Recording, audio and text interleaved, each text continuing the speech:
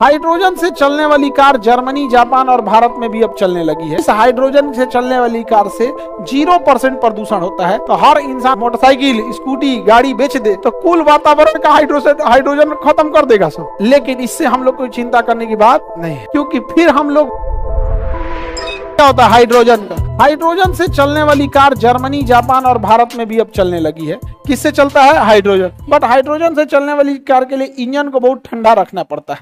लेकिन इस हाइड्रोजन से चलने वाली कार से 0% प्रदूषण होता है, थोड़ा भी धुआं नहीं देता है। इलेक्ट्रिसिटी से भी बेस्ट है। कौन सी कार? हाइड्रोजन से चल। कौन सा? हाइड्रोजन से।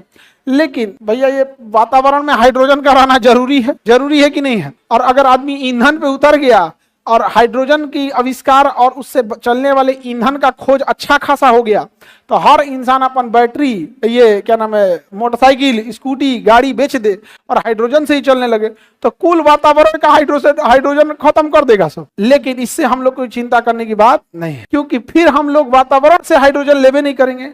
पानी में हाइड्रोजन ही हाइड्रोजन है।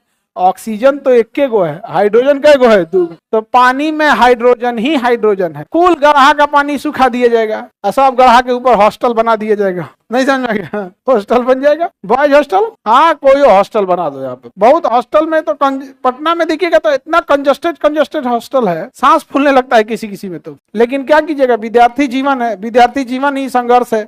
घर से बेचारा उसमें अनाज लाओ, गेहूं, आटा चावल लेके आना रहता है, उसमें रख के जैसे तैसे आदमी जीवन बिताता है विद्यार्थी जीवन में सब लोग। और जब नौकरी हो जाएगा तो आपको अपना घर मिलेगा। लेवल 9 पे चले जाएंगे तब तो लेवल 9 पे जाएंगे, आपको अपना घर मिलेगा, आपको अपना ड्राइवर, गाड़ी।